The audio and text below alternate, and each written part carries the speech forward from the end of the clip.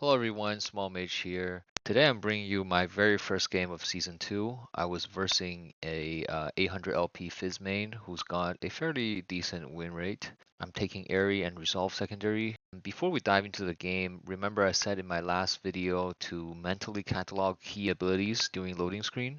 I would like to show you this practice for every game that I post going forward so you learn exactly how I read enemy comps. The first thing I think of is what I could potentially die to.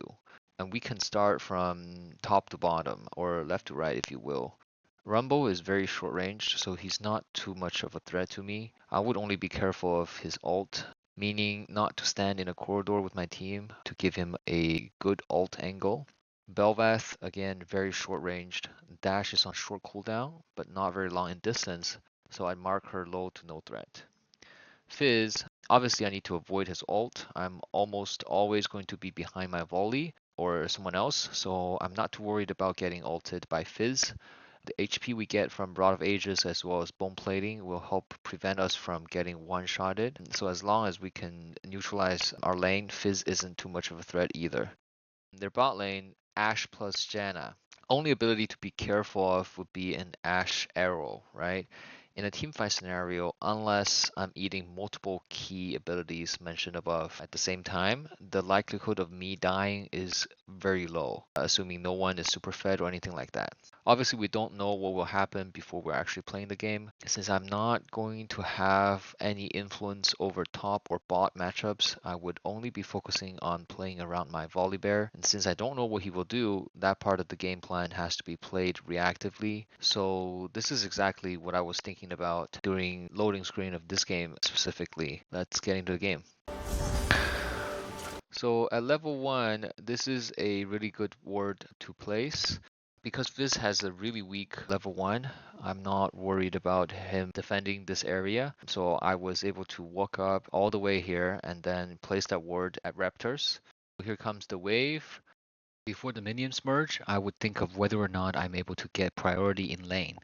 Or in other words, where do I generally want to keep my waves at? Obviously, versing against the Fizz plus Belveth, I don't want to push too much because they're very mobile. I don't want to expose myself in the middle here. I would be very vulnerable to ganks and also allowing Fizz to have longer distance to chase me down. So what I will do is I want to keep my waves in front of my tower so that I could stand right under my tower to farm safely. And also at the same time, I need to prevent Fizz from pushing the waves completely into my tower because that would eventually create a slow push towards him. Let's see how this works out. Notice immediately I don't want to hit the waves, right? Because by hitting the wave, I would be pushing into him. However, once Fizz autos, I know that I'm allowed to auto once to match his damage onto minions, neutralizing the wave state. He autos again, then I could auto again. And as minions are dying, I tried to Q both the minion and Fizz, but it failed horribly. And because of this mistake, my Q also hit backline casters, creating a slow push into him. I don't really want this to happen. So what I did here is giving Fizz the distance to E onto me, and at the same time letting his E also hit my casters, so the wave will be pushed into me again. Because I have bone plating, I was hoping I wouldn't take too much damage. I made a mistake here by letting him proc his electrocute. Technically, I could have walked back further before turning onto him, but it wasn't that bad after I autoed him 2 more times. Now we're back to our wave management goal again. Try to let him push into us. Right here, because I was greedy for that caster minion, I let him E onto me. But luckily, because we had slightly higher movement speed, his auto didn't land before his W. Since he had used his E and W here, I caged him and simply autoed him with Airy. And here, because I took 2 points into Q for trading, I couldn't really stop this wave from crashing into my tower here. Fizz had gone missing, so I immediately pinged my team. After seeing Volley being full HP and Belveth sitting at 65% HP, I wanted to make a move here. Because Fizz was also down HP, and if a fight breaks out, even though I'm a lot weaker than him at the moment, The HP advantage can help me and my team win the fight. Back to wave management. I've got too big of a wave already, so hard pushing into him and recall for items would be a good option. With 900 gold, if I'm versing against someone with no immediate kill pressure, I would go blasting one, but because I'm versing against the Fizz, I went 2 ruby crystals with 1 potion. And this potion could be useful because we're hitting level 6 soon, and I will use it when he decides to all in onto me. TP back into lane, same thing all over again. Because he's kind of low and he doesn't have TP, I try to poke him down to maybe force a recall. I'm not too worried about the wave stage here because I'm getting level 6 off of these 3 melee minions. If he tries to fight me, there's no way he can win with such a huge HP deficit. Now I can move early to help my jungler with dragon. I don't have too much mana, so I'm mainly just autoing. Even though I don't have vision here, I'm not too worried about getting collapsed from this bush because I have 1400 HP 6 minutes in with bone plating up and flash up. So if they do decide to go on me, I have volley right next to me and my bot can also move earlier than enemy bot.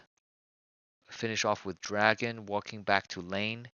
Tried to get that cannon but missed. Maybe I should have came back earlier, but Fizz missed his cannon as well, so not the worst.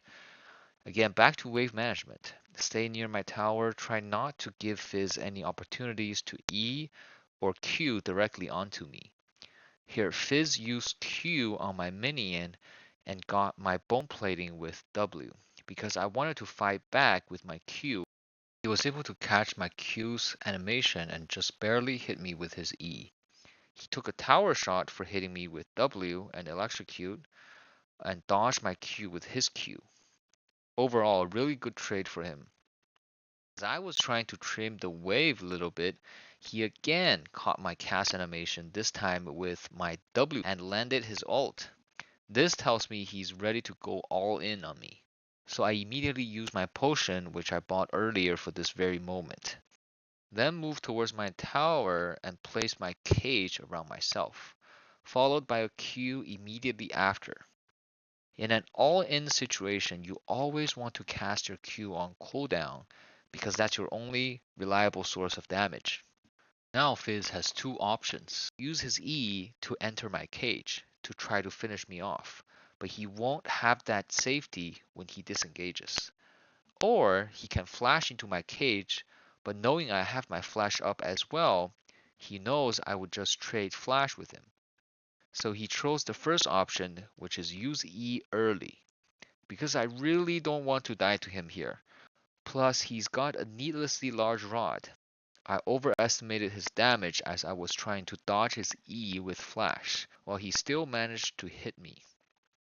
But that's okay because at this point, I have flashed out of the cage now. If he wants to hit me, he will have to flash over the edge into my tower. Even though he might have enough damage with his ignite, we still would trade 1-for-1 here. And it's me favored because I scale better. Also knowing that, Fizz chose to disengage since he's already got my flash down. But my cage lasted just long enough he still got stunned. Now he's left with a little over 400 HP. That's within my kill range. Because my Q hasn't came back up, I chose to ult first. Veigar's ult is on the shortest range compared to his other abilities. So if your opponent is below 33% HP already, casting your ult first could be better as my Q can still catch him as he walks away from me. I was spamming my Q here, but his Q also came back up. He could have flashed too if there was no minions, so either way I wouldn't be able to kill him. Well played by him. Since I'm I have to take the recall here. Fizz decided to stay for one more wave with 100 HP, but that's okay. Notice on the map, my volley is forcing Belveth out of her raptors. I want to warn him here because Fizz is walking back mid, and he will be there earlier than I do. Understanding my ping, volley pulled back a bit. I don't want to hover though because remember in my first video, I don't move unless my jungler is invaded or we're contesting for objectives. I'm not going to let myself miss any gold and EXP here for raptors. Unfortunately, in 2 seconds, my volley got caught off guard by a wild rumble. He didn't get a ping from our top laner, so as you can see, he started spam pinging rumble. Nothing really I could do here. My support was pinging grubs. Because I have pushed my wave and we have decent vision in river and Seraphine is already in position, I decided to take a peek, just in case we can find something.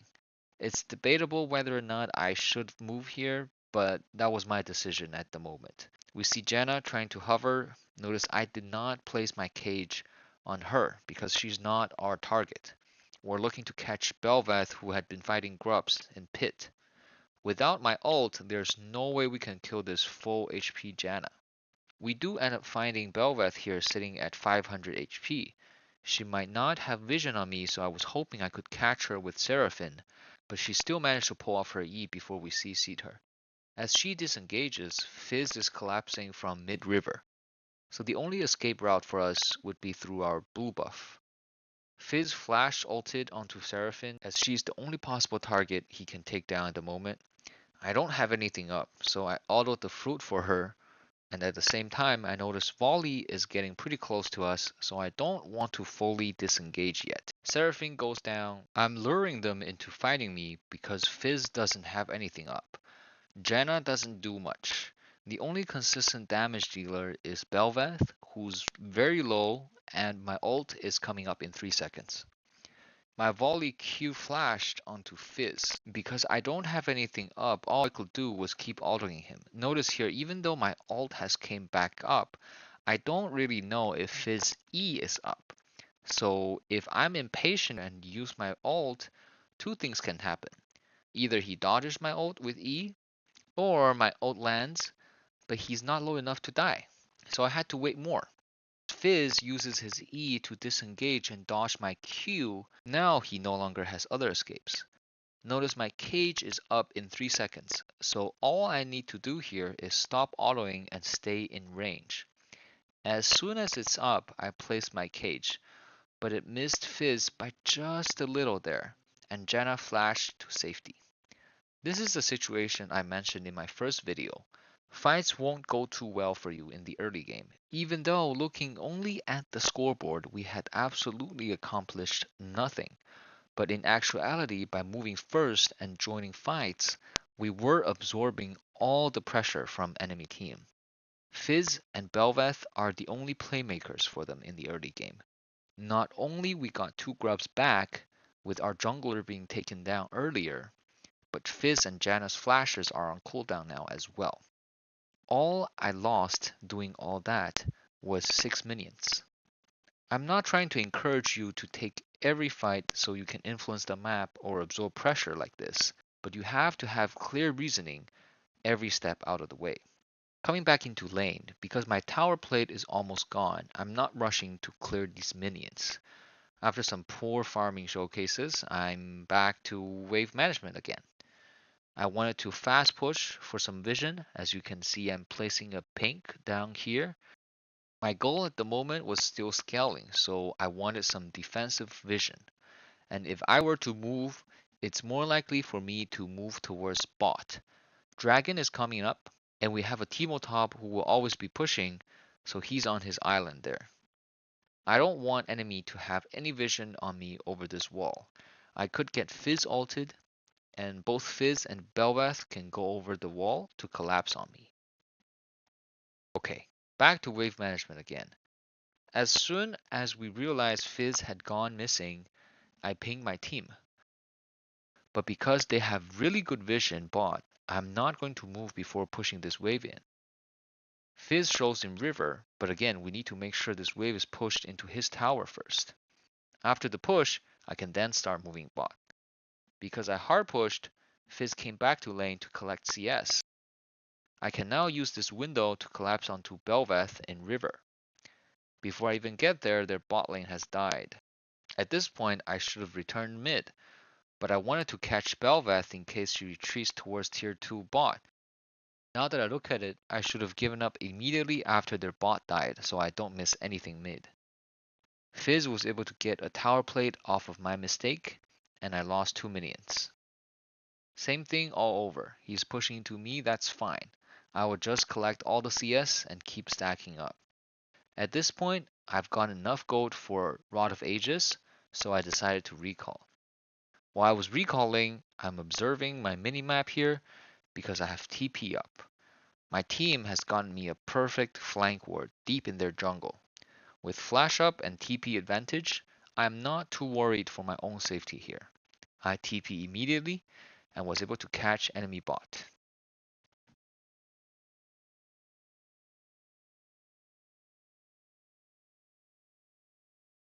Now walking back to mid and catch my wave. Since I have Rod of Ages now, I'm not too worried about wave state anymore. Just farm and stack up. Notice I'm still keeping myself positioned near my tower, simply utilizing our range to clear waves. No autos. Once my bot lane got enemy tier 1, I'm gonna let them take over mid, so I recalled here and got myself Swifties. When you decide which boots to get, always think of whether or not you can live with Sork Shoes.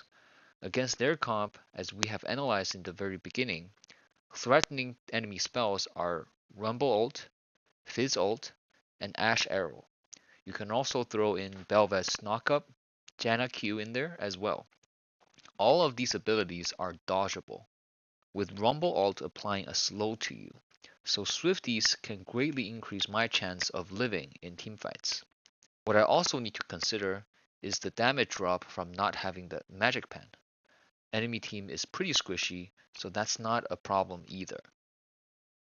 With great vision, I'm not afraid of pushing over river here, but make sure your eyes are always on the minimap. As soon as I notice a fight breaks out, I make a move from bot. Make sure you aim to include everyone in your cage, and aim your W where the enemies are clumping. But I fat fingered here and pressed R onto Jenna, who's going to die to my W anyway. Instead, I could have ulted Bel'Veth and got her killed, but my AD was able to finish her off anyway. Rumble joins the fight with TP. With Swifties, I was able to move out of his ult fairly quickly and finish Fizz off with my Q. I think right here I should have flashed the Ash arrow, but I was too focused on aiming my Q at Fizz, so I didn't really catch the arrow animation. I flashed, hoping I could get out of Rumble's range, but I still died. Before I die, I was able to finish Ash off with my Q. Overall, a triple kill as 4v5, so not too bad. Could have done better by not flashing or flash that Ash arrow. Now farming bot again. Without vision and flash up this time, I have to be careful with my positioning. I have my TP up, so I'm comfortable just farming and stacking here. Fizz just gone missing, and as I'm reading the map, notice how there's no vision around our raptors. I was thinking maybe Fizz can catch our bot lane by getting around river vision and engage from raptors. So I pinged my team for caution, but he came back bot and collected the wave. We saw both Fizz and their jungler in their blue, and my bot and volley are pushed up for tier 1 mid. I don't want them to fight outnumbered, so I decided to hover. Right now, the only way Fizz can come back into the game is by making outnumbered roams. There's still a chance Fizz and Bel'Veth are camping me here in the tri-bush, so I use W to check for vision. As I see Fizz bot again, I may return bot for CS. He for sure went mid this time, but because our volley died, I know my team wouldn't fully commit because they also know we're outnumbered. Dragon is up, so I know there will probably be some actions. Using my far side here in the tri-bush this time for extra safety as I don't want to be caught alone here. Now I see Fizz and Bel'Veth trying to collapse onto my team at mid, chasing them to see if there's anything I can do for my team. Try making sure the edge of your cage covers as much area as possible. We got Bel'Veth, and as soon as Fizz gets out of his E, I ulted him to try to finish him off, hoping Aphelios could add some damage to him. Knowing that, he immediately went into Zhonya's, but without E up, he for sure would fall here. Remember, even though farming and scaling is our general win con, Reading enemy win con and deny them from getting there is just as important. With Volibear coming back up, we can easily get our third dragon here. I want to collect an extra wave since Fizz just revived and I have some vision near me. Again, back to the same thing. Keep farming with TP up and keep making reactive moves by observing the map. Tried to get Belveth there, but she was too mobile. But because she's forced to recall, we have time to get Atakan. Team wants to back off, so I'm retreating after my E's down. As you can see, I am the only one here around bot tier 1. Fizz at Tribush and Rumble is crashing the waves. Fizz could be with someone else as well, so I don't want to defend this tower myself. Wanted to take a peek here and backed off immediately after seeing Jenna. Our goal here is to not get caught, respecting their pressure. We see Volibear is ready to catch Ashe at mid, so as soon as Ashe sees them, whoever is in our jungle will want to go help Ashe. So I immediately move up and use my farsight for vision. I saw Jenna and Belveth, so I threw my E to distract them and immediately moved towards mid by taking the safer route. However, realizing that could take me way too long, I changed my mind and went through our red. Unfortunately, Seraphine's down already, so I don't want to play on the other side of my team. I chose to enter the battlefield from mid tier 1. Seeing Fizz low, I want to kill him immediately by QW followed by ult here. He pressed Sonya's and I tried to trap him by putting the edge of my E directly onto him. I failed by just a little. He was able to E away and try to flash to safety. Volley was able to get him eventually. Trying to get an extra wave here, and as soon as I retreat, I started working sideways, thinking maybe Ashe could send an arrow down mid, but in actuality, now that I watched the replay, no one could get near me. Got my death cap, and again moving bot with TP up, back to the same thing over and over again. I want to get some vision here so that I'm prepared to contest for soul. At the moment, I didn't know what really happened, but I saw my team spam pinging around mid area, so I started moving up just in case something happens. As predicted, the enemy team initiated a fight here again. I saw Fizz moving up, trying to collapse without any interest in fighting me. I could sense that he is trying to join the main battlefield as soon as possible, but I don't want to let him go for free, so I put down my cage. Two things he could do here, either flash over to join the fight or use his E. By watching the replay, we know he didn't have flash up, so he was kind of forced to use his E first. If he did that, he would lose a big part of his damage just to gap close. To my surprise, this Grandmaster player tunnel visioned and ran directly into the edge and got himself stunned. I was able to eliminate him from the fight before he had done anything. Without Fizz pressure onto our backline, the fight was over. We got a free soul. Game is now unplayable for the enemy team. We caught Belveth, got Baron, and eventually finished the game off. To wrap up for this video, as you all witnessed, I have made a lot of mistakes. Mistakes are inevitable, but make sure we understand why we made these mistakes and think about how to avoid them in our future games. For example, I should be more decisive in giving up roams instead of being greedy for uncertainties. As we all know, every game is different. What I want you to take away from these videos is not what I did under each situation, but why I did what I did. By understanding the core logic, you can implement similar ideas when you're playing. Focus on the whys and get to your own solutions. That's the only path for you to win more consistently. Thank you for watching. Leave your comments below. I will see you in my next video. Until then, keep stacking. Yes!